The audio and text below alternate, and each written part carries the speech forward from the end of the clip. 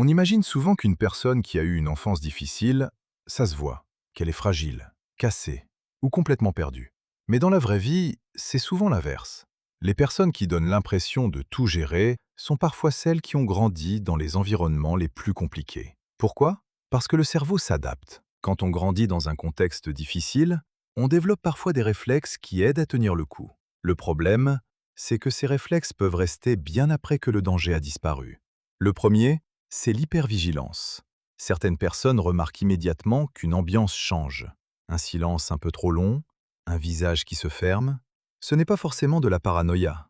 Quand on a grandi dans un environnement imprévisible, le cerveau apprend parfois à repérer le moindre signal avant que quelque chose n'arrive.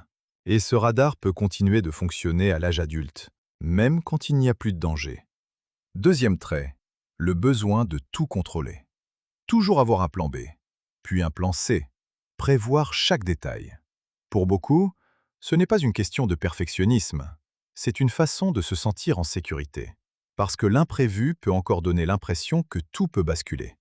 Troisième trait, l'indépendance à tout prix. Demander de l'aide devient presque inconfortable. On préfère tout faire seul, même quand ça prend 3 fois plus de temps. Quand on a appris très tôt qu'on ne pouvait pas toujours compter sur les autres, compter uniquement sur soi devient parfois un réflexe. Quatrième trait, le malaise face à la gentillesse. Recevoir un compliment, un cadeau ou simplement de l'aide. Certaines personnes ont immédiatement envie de minimiser ou de rendre l'appareil, comme si recevoir gratuitement était étrange. Parce qu'elles ont parfois grandi avec l'idée que l'affection avait toujours une contrepartie. Et enfin, le cinquième trait, se sentir responsable des émotions des autres.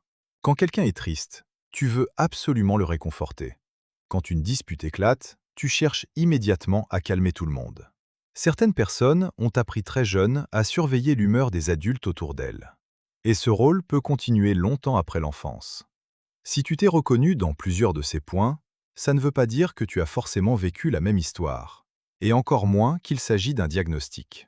Ce sont simplement des mécanismes que certaines personnes développent pour s'adapter. La bonne nouvelle, c'est que ce qui t'a protégé à une période de ta vie n'est pas obligé de te suivre toute ta vie. Et si tu as l'impression que ces mécanismes te font souffrir aujourd'hui, n'hésite pas à en parler avec un professionnel de santé. Comprendre ce qui nous a construits, c'est souvent la première étape pour avancer.